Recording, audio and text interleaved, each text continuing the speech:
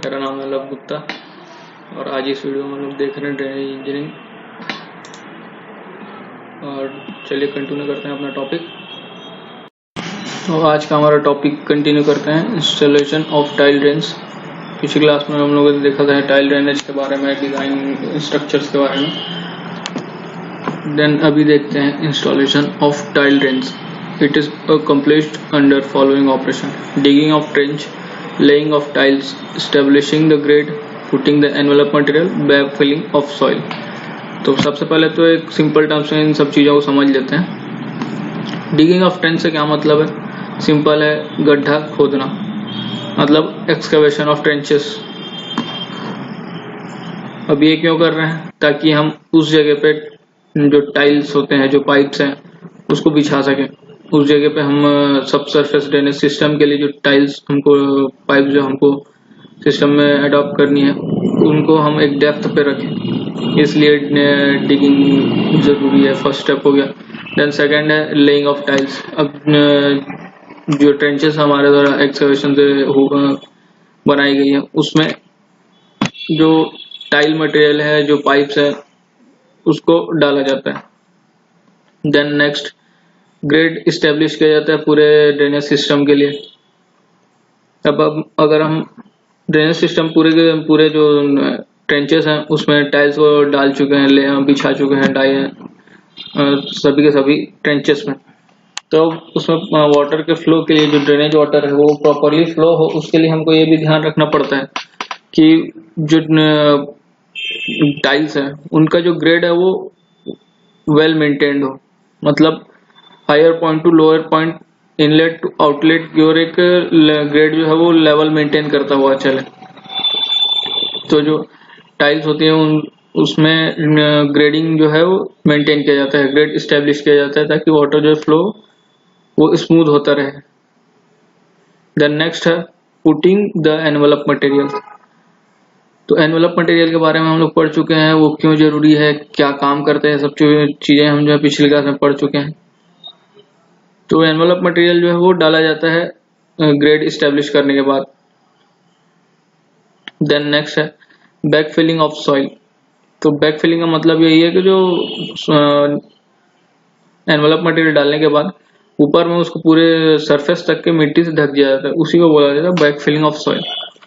तो नेक्स्ट देखते हैं हमारा first point, digging of trenches. This work can be performed either by hand tool और बाय यूजिंग ट्रेंचिंग मशीन्स। तो इसके ट्रेंचेस को जो क्रिएशन के लिए एक स्पेसिफिक फार्म इक्विपमेंट्स भी आते हैं, ट्रेंचिंग मशीन। जनरली तो ये यूज नहीं होते हैं, लेकिन किसी किसी बड़े फार्म्स में ये सब चीजें, जो मशीनरी जो है वो अवेलेबल होती है। तो the manual method is preferred in those areas where man power is easily available. अब मैनुअल मेथड जो है वो जनरली अगर हमको लार्ज क्वांटिटी में या फिर लार्ज एरिया में एक अंडरग्राउंड पाइपलाइन सिस्टम डालना है, मतलब टाइल ड्रेनेज करना है, तो उस कंडीशन के लिए हमको ट्रेंचिंग इक्विपमेंट, जो मशीनरी है, वो रिक्वायर्ड हो जाती है। लेकिन अगर छोटा एरिया है और सूटेबल है तो हम मैनुअल मेथड से भी कर सकते हैं। तो मैनुअल मेथड कौन कौन से एरिया में हम अडॉप्ट कर सकते हैं? तो फर्स्ट पॉइंट है man power is easily available. अब अगर किसी जगह पे मैन पावर इजिली अवेलेबल है और लेबर जो कॉस्ट है उसका कम है, तो हम उस एरिया में हम मैनुअल मेथड की ओर जा सकते हैं। देन सेकंड पॉइंट होता है use of machineries is not possible might be due to digging of small size trenches. अब किसी छोटा सा एरिया है, उसमें हमको ड्रेनेज सिस्टम डालना है, टाइल ड्रेनेज, तो उस एरिया में हम लार्ज मशीनरीज का जो है वो यूज नहीं कर सकते। तो उस कंडीशन में हम स्मॉल ट्रेंचेस के जो एक्सकवेशन है उसको मैन पावर से करते हैं। द नेक्स्ट है trenching machines are not available. अब किसी एरिया में ट्रेंचिंग मशीन ही अवेलेबल नहीं है, तो उस एरिया में तो हमको मैनुअल मेथड से ही जो ट्रेंचिंग है वो क्रिएट करना पड़ेगा। द नेक्स्ट है small trenching work is not required.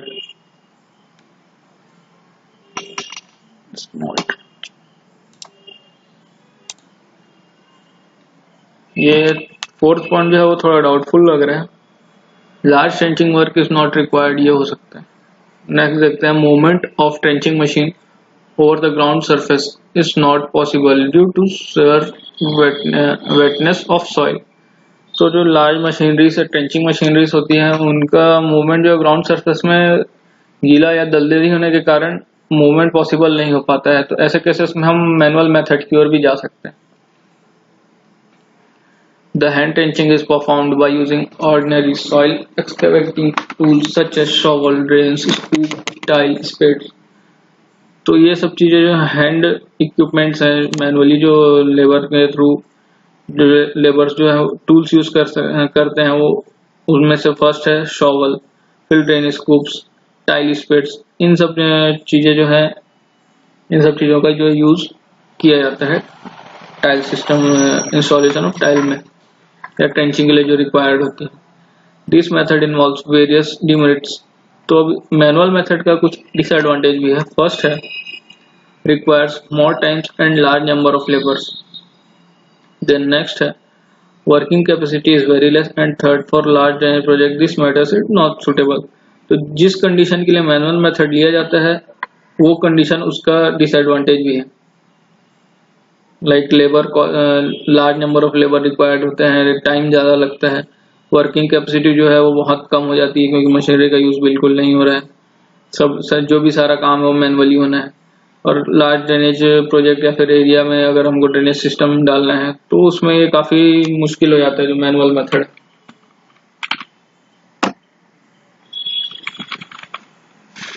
Then next है there are various types of earth moving machines are available for trenching purpose. Under machine trenching, all the operation of installation of tile drain pipes are performed simultaneously. तो यहाँ पे बताया जा रहा है कि trenching machine या फिर अर्थ मूविंग मशीन जो है बहुत सारे होते हैं और मल्टीपर्पज टाइप के अवेलेबल है, लाइक लैंड ग्रेडिंग, ट्रेंचिंग या फिर बर्न फॉर्मर, ये सब चीजें मशीनरीज जो है वो अर्थ मूविंग मशीन में आती हैं।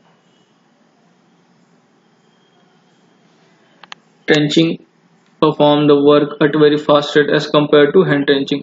तो मशीन से जो ट्रेंचिंग होगी वो तो बहुत क्लियरली विजिबल है कि वो बहुत फास्ट होगी as compare to hand trenching के।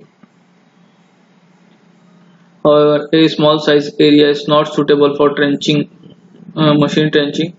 तो स्मॉल साइज एरिया में तो पॉसिबल नहीं है लार्ज मशीनरी जो ट्रेंचिंग मशीनरीज का यूज करना। The digging operation is started from the outlet end and proceeded towards upslope of field. तो डिगिंग का ऑपरेशन जो आउटलेट से चालू करके अपवर्ड अपलैंड की ओर आगे बढ़ते हैं। देन नेक्स्ट है पॉइंट हमारा इंस्टॉलेशन ऑफ टाइल ड्रेन में laying of tile drains. It is done with the help of hook called tile hook. तो ये टाइल हुक आप इस फिगर में देख सकते हैं। यहाँ पे एक स्ट्रेट रॉड होता है इसमें जो कि अटैच होता है एक हुक से। सिंपल इन कंस्ट्रक्शन है, इसको बोला जाता है tile hook, which is operated by hand. The tile hook consists of wooden और metallic handle. तो जो हैंडल है वो वुड का भी हो सकता है और मेटालिक भी हो सकता है। फिटेड इन होल, मतलब एक हुक जो है उससे एक होल के थ्रू अटैच रहता है। For placing the tiles the one man hold the handle bye standing over the trench keeping the legs on either side of the trench. तो इसमें क्या करते हैं, जो हुक में है, हुक दिख रहा है आप लोगों को, उसमें जो टाइल है उसको अटैच करते हैं। अब जरूरी नहीं है कि एक ही आदमी से हो, इसमें 2 या 3 हुक्स का भी यूज किया जाता है एक टाइल पाइप के लिए। तो इसमें क्या करते हैं, जो आदमी होता है वो हुक का एक जो आदमी होता है वो हुक का हैंडल पकड़ता है और ट्रेंच के दोनों साइड में अपना एक एक पैर रख के खड़ा होता है बीच में on the surface. He insert the hook in tile and lower in trench and turn the tile over and pushes up until it's very well against the next tile. तो इसमें क्या करते हैं, जो आदमी होता है वो 2-3 आदमी एक टाइल को पकड़े हुए होते हैं हुक से। तो उसमें जो टाइल जो हुक में रहती है उसको धीरे धीरे नीचे किया जाता है और एक जो टाइल, दूसरा जो टाइल जो कि स्टेबल हो चुका होता है उसकी तरफ आगे बढ़ा के उसके जो जॉइंट्स है दोनों को जोड़ दिए जाते हैं सही तरीके से, घुमाते हुए धीरे धीरे आगे बढ़ाते हैं और जोड़ देते हैं दोनों को, दोनों के जॉइंट्स जो है वो। In placing the tiles, the man should try to get them close as together as possible. During laying, it should also be kept in mind that if the tile rain is broken by its end portion, or if any crack is there, then broken or cracked portion should be faced towards bottom of the trench and should be covered by the piece of tiles.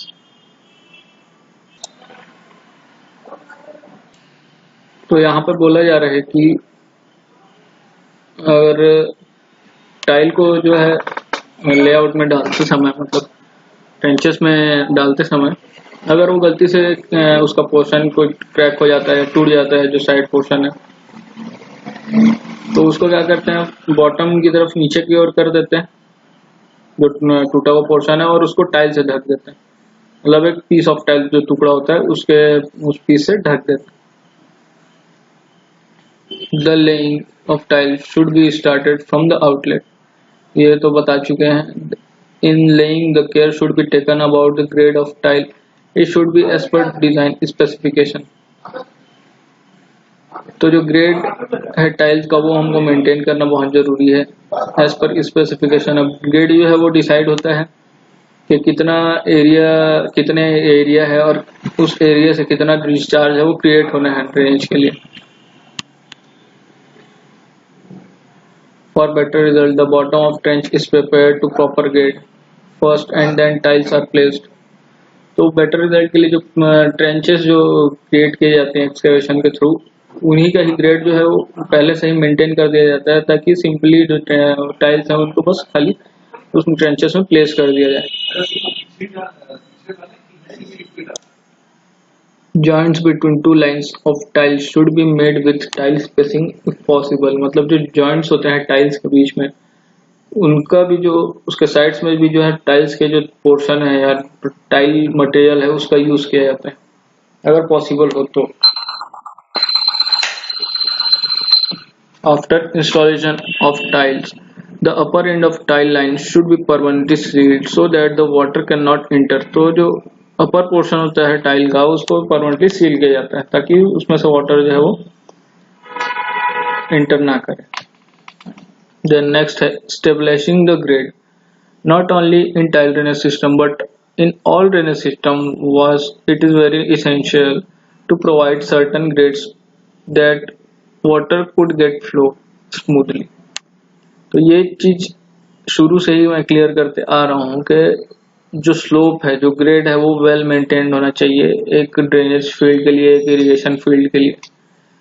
For smooth working of any system, irrigation system हो या drainage system हो, surface हो या सब surface drainage system हो, सभी चीजों में ग्रेड जो है वो वेल मेंटेन्ड और वेल सूटेड होना चाहिए।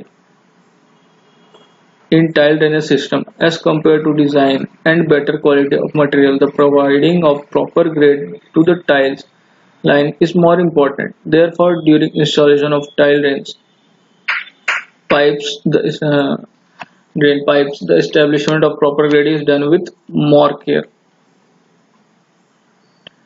तो जो टाइल ड्रेनेज सिस्टम को जो होता है वर्किंग जो कंडीशन वो अच्छी तरीके से वर्क करने के लिए उसका जो लाइफ जो है ग्रेडिंग सिस्टम से भी बढ़ सकता है, थोड़ा बहुत इफेक्ट पड़ता है ग्रेडिंग का। और जो ग्रेडिंग से ये जो रिमूवल ऑफ वाटर है वो इफिशिएंटली होती है और वो जो डिस्चार्ज उस एरिया से ड्रेनेज सिस्टम में आना है वो प्रॉपरली हैंडल कर सकता है उस चीज को, जो टाइल ड्रेनेज सिस्टम है।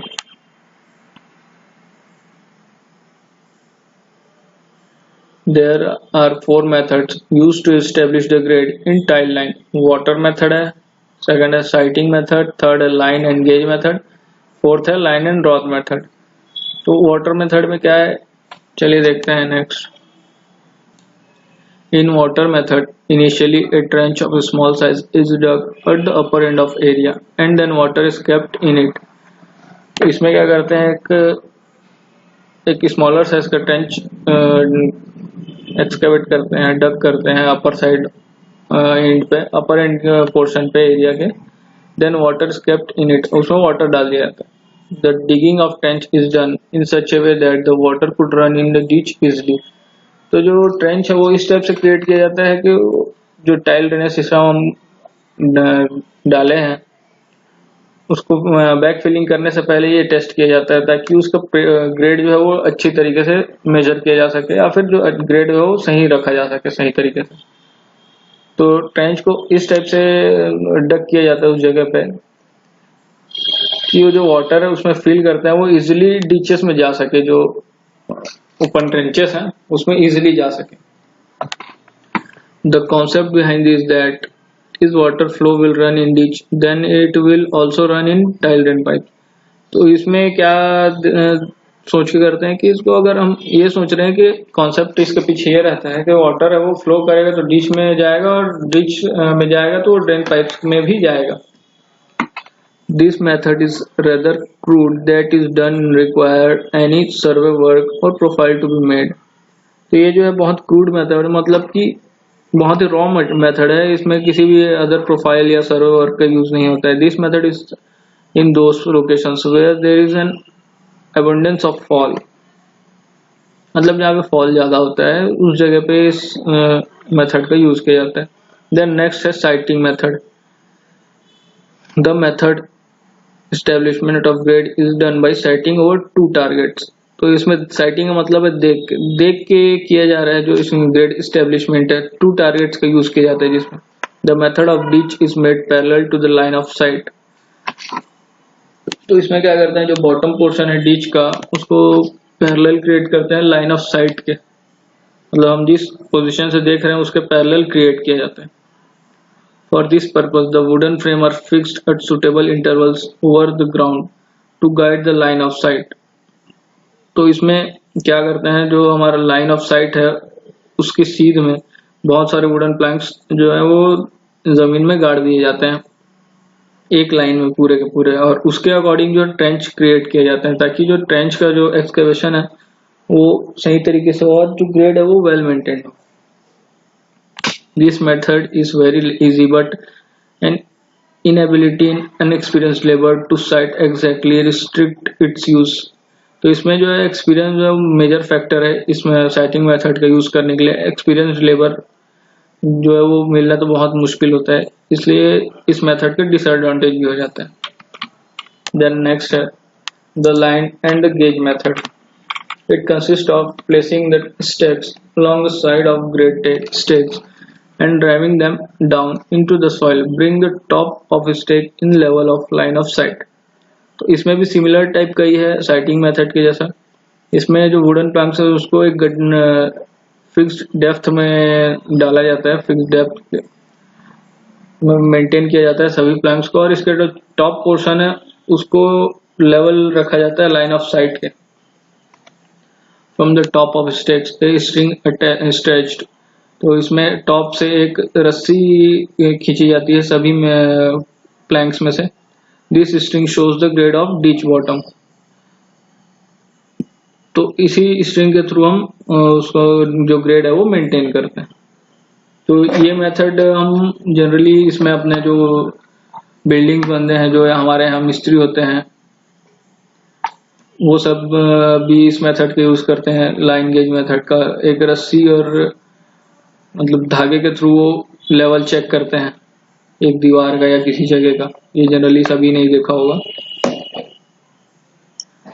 देन नेक्स्ट टॉपिक है, नेक्स्ट पॉइंट है इंस्टॉलेशन के भी अंदर placing of filter and envelope material. तो इसको हम पहले ही देख चुके हैं, placing of filter and envelope material. Then next है ब्लाइंडिंग।